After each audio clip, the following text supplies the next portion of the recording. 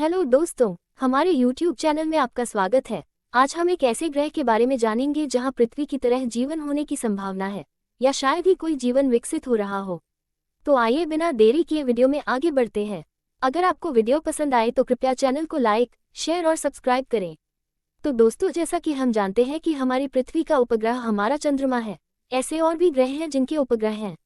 ऐसा ही एक ग्रह है सैटर्न प्लैनेट यानी शनि ग्रह, जो हमारे सौरमंडल का छठा ग्रह है। इस ग्रह के उपग्रह भी हैं यानी कई चंद्रमा हैं। वैज्ञानिकों ने शनि के कुछ चंद्रमाओं को नाम भी दिए हैं, जिसमें एक चंद्रमा का नाम टाइटन है। आज हम सैटर्न के जिस चंद्रमा के बारे में बात करेंगे वो टाइटन ही है। हैरानी की बात लगती है कि पृथ्वी के बाहर जीवन के संकेत मिलने की सबसे ज्यादा गुंजाइश सौरमंडल के बड़े ग्रहों के चंद्रमाओं में है। शनि के सबसे बड़े ग्रह टाइटन में भी पृथ्वी से मिलती जुलती कई विशेषताएं हैं। टाइटन सौरमंडल का इकलौता ऐसा चंद्रमा है जिसका घना वायुमंडल है। यहाँ पृथ्वी जैसे मौसम के हालत जैसे मीथेन की बारिश, नदियां और झीलें भी देखने को मिलती हैं। नए अध्ययन में शोधकर्ताओं ने टाइटन में रेत के टीले की मौजूदगी की व्याख्या करने का प्रयास किया है। ये प्रक्रिया पृथ्वी की तरह ही पाई गई है। दोस्तों, वीडियो में टाइटन के बारे में जानने से पहले एक अंतरिक्ष यान के बारे में जानते हैं, जिसकी कड़ी सैटर्न्स मून टाइटन से जुड़ी है। दोस्तों, क्या आप जानते हैं एक अंतरिक्ष यान को 2017 में नष्ट कर दिया गया था, जिसका नाम है कैसिनी अंतरिक्ष यान।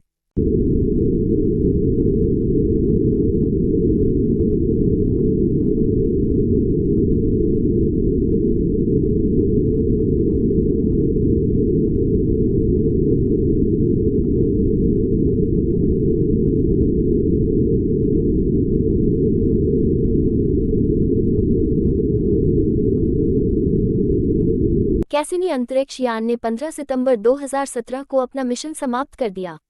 शनि के चंद्रमाओं को दूषित होने से बचाने के लिए 15 सितंबर 2017 को मिशन समाप्त कर दिया गया था। कैसिनी 13 वर्षों से शनि की कक्षा में था। ये शनि की यात्रा करने वाला चौथा अंतरिक्ष यान था और शनि की कक्षा में प्रवेश करने वाला पहला अंतरिक्ष यान था। कैसिनी ह्यूजेंस एक अंतरिक्ष मिशन है जो 3 अलग अलग अंतरिक्ष एजेंसियों नासा, यूएसए, यूरोपीय अंतरिक्ष एजेंसी ईएसए और इतालवी अंतरिक्ष एजेंसी एएसआई के सहयोग से शुरू किया गया है। कैसिनी स्पेसक्राफ्ट ने 6 नामांकित चंद्रमाओं की भी पहचान की और विदेशी जीवन की खोज के लिए संभावित संभावनाओं के रूप में एनसेलास और टाइटन को दिखाया। 2004 से 2017 तक नासा के कैसिनी अंतरिक्ष यान ने 294 बार शनि की परिक्रमा की, जिससे हमें सैटर्न रिंग के बारे में लगभग सब कुछ पता चल गया। इसने शनि के वातावरण और छल्लों की संरचना के साथ साथ ग्रह के चंद्रमाओं के साथ उनकी बातचीत की जांच की। इसने शनि के वातावरण और छल्लों की संरचना के साथ साथ ग्रह के चंद्रमाओं की जांच की। कैसिनी ऑर्बिटर और ह्यूजेंस जांच अंतरिक्ष यान के साथ लॉन्च किए गए थे।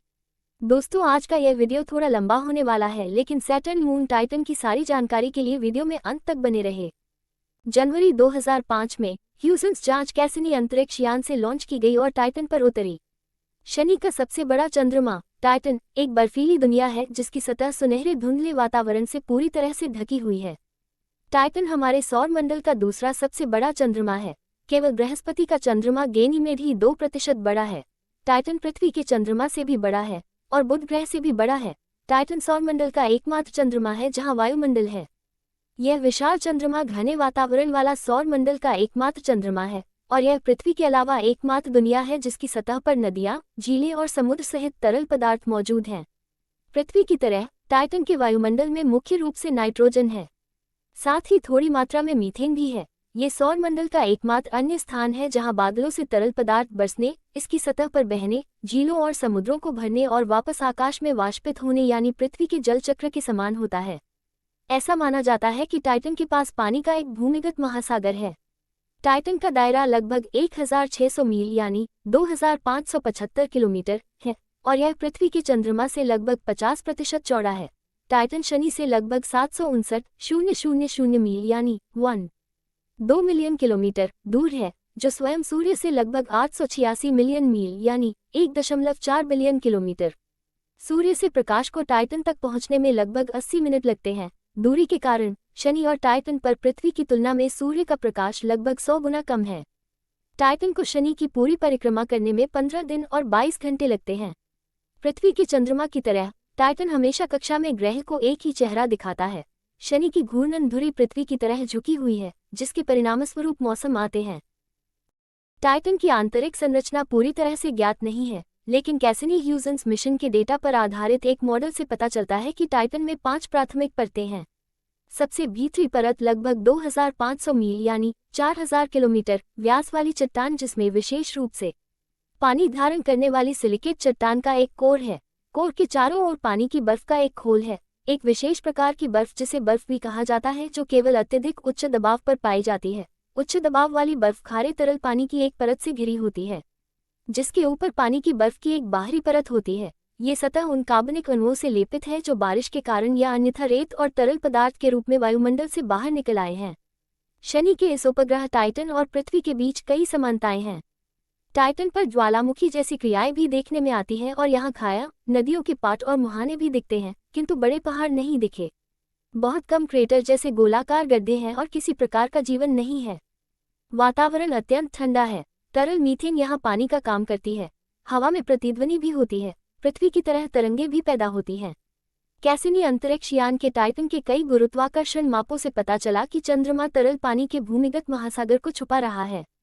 2005 में यूरोपीय अंतरिक्ष एजेंसी की ह्यूजेंस जांच ने सतह पर उतरने के दौरान रेडियो संकेतों को भी मापा, जिससे बर्फीली जमीन के नीचे 35 से 50 मील यानी 55 से 80 किलोमीटर नीचे एक महासागर की उपस्थिति का दृढ़ता से पता चला। तरल पानी के एक वैश्विक महासागर की खोज ने टाइटन को हमारे सौर मंडल में उन मुट्ठी भर दुनियाओं में शामिल कर दिया है जिनमें संभावित रूप से रहने योग्य वातावरण हो सकता है। इसके अतिरिक्त टाइटन की नदियां, झीलें और तरल मीथेन और ईथेन के समुद्र चंद्रमा की सतह पर रहने योग्य वातावरण के रूप में काम कर सकते हैं, हालांकि वहां कोई भी जीवन संभवतः पृथ्वी के जीवन से बहुत अलग होगा। इस प्रकार टाइटन संभावित रूप से जीवन के लिए उपयुक्त स्थितियों वाले वातावरण को आश्रय दे सकता है। कुछ ही सालों में नासा शनि के टाइटन पर रोटोक्राफ्ट भेजेगा। नासा साल 2027 में शनि के सबसे बड़े चंद्रमा टाइटन के लिए एक रोटोक्राफ्ट भेजने की तैयारी में है। ये रोबोक्राफ्ट 2034 तक टाइटन की सतह पर उतरेगा और टाइटन की संरचना, आकृतियां और वायुमंडल आदि के बारे में जरूरी जानकारी प्रदान करेगा, जिससे वैज्ञानिकों को पृथ्वी के इतिहास के भी बारे में जानकारी मिल सकती है। सौरमंडल में फिलहाल पृथ्वी के अलावा ऐसा कोई ग्रह नहीं है जहां किसी भी प्रकार का जीवन हो सकता है, लेकिन इसका मतलब यह नहीं कि सौरमंडल में कहीं और जीवन हो ही नहीं सकता है। खगोलविदों और वैज्ञानिकों शनि और गुरु के कुछ चंद्रमाओं से काफी उम्मीदें हैं। शनि के चंद्रमा टाइटन ऐसा ही पिंड है जहां की सतह के नीचे हाइड्रोकार्बन की झीलें हैं और जीवन का कोई ना कोई रूप हो सकता है। नासा इसी टाइटन के अध्ययन के लिए एक रोबोटिक रोटोक्राफ्ट भेजने की तैयारी में है। ड्रैगनफ्लाई नाम का ये रोबोक्राफ्ट साल 2027 में टाइटन के लिए रवाना होगा। ये ड्रैगनफ्लाई रोबोक्राफ्ट सैटर्न के सबसे चंद्रमा टाइटन पर साल 2034 में पहुंचेगा और वहां के सेल क्रेटर के पास के सागरीला टीले पर उतरेगा। इस क्षेत्र को शोधकर्ता वैज्ञानिक तौर पर बढ़िया इलाके के रूप में देखते हैं, जिसका अवलोकन अध्ययन के लिहाज से बहुत सारी जानकारी दे सकता है। एक नए अध्ययन ने इलाके के 6 हिस्सों का नक्शा बनाया है, जिन्हें ऐसी जगहों के रूप में चिन्हित किया जो रेत के टीले या बर्फीले मैदान से ढके हों। ये ड्रैगनफ्लाई के उतरने के लिए आदर्श हो सकते हैं। न्यूयॉर्क की कॉर्नेल यूनिवर्सिटी के ग्रह वैज्ञानिक लेव बोनेफोय ने बताया कि ड्रैगनफ्लाई टाइटन की भूमध्य रेखा के सूखे इलाके में उतरेगा, जहां बहुत ही ठंडा और मोटा वायुमंडल वाला हाइड्रोकार्बन का संसार है। कई बार वहां तरल मीथेन की बारिश होती है, लेकिन कई जगह वहां पृथ्वी के रेगिस्तान के से हालात हैं, जहां रेत के टीले हैं, छोटे पहाड़ हैं और इम्पैक्ट क्रेटर भी हैं। बोनेफोय का कहना है कि उनकी टीम लैंडिंग साइट, उसकी संरचना और सतह पर नजदीकी से नजर रखे हुए हैं। ड्रैगनफ्लाई एक तरह का रोटोक्राफ्ट होगा जो एक हेलीकॉप्टर के जैसा होगा, जो उसी तरह से काम करेगा जैसे एक ड्रोन काम करता है। इसका भार करीब 450 किलोग्राम होगा, जिसमें 8 रोटर्स होंगे और हर रोटर का व्यास 1 मीटर होगा। टाइटन में कम हवा और कम गुरुत्व होता है। यहाँ ड्रैगनफ्लाई की अधिकतम गति 36 किलोमीटर प्रति घंटा होगी, जिससे यह अपने लैंडिंग साइट से दूर कई लंबी उड़ान भर सकेगा। टाइटन में कई ऐसी विशेषताएं हैं जिनकी तुलना शुरुआती पृथ्वी से की जा सकती है। इस चंद्रमा के जरिए वैज्ञानिक पृथ्वी के इतिहास के बारे में भी जानने की उम्मीद कर रहे हैं। शोधकर्ताओं का कहना है कि ड्रैगनफ्लाई के पहुंचने से हमें टाइटन के बारे में वैसे ही विस्तार से पता चल सकेगा जैसा कि क्यूरोसिटी रोवर भेजने पर हमें मंगल के बारे में जानकारी मिली थी। आशा है कि आप सभी को ये वीडियो पसंद आया होगा। अगर आपको ये वीडियो पसंद आया है तो वीडियो को लाइक करें, शेयर करें और अगर आप चैनल पर नए हैं तो चैनल को सब्सक्राइब करें और बेल आइकॉन नोटिफिकेशन ऑन जरूर कर ले। वीडियो कैसा लगा कमेंट करके बताएं। वीडियो को अपने दोस्तों और रिश्तेदारों में शेयर करना ना भूलें। फिर मिलेंगे एक नए वीडियो के साथ, तब तक के लिए जय हिंद जय भारत।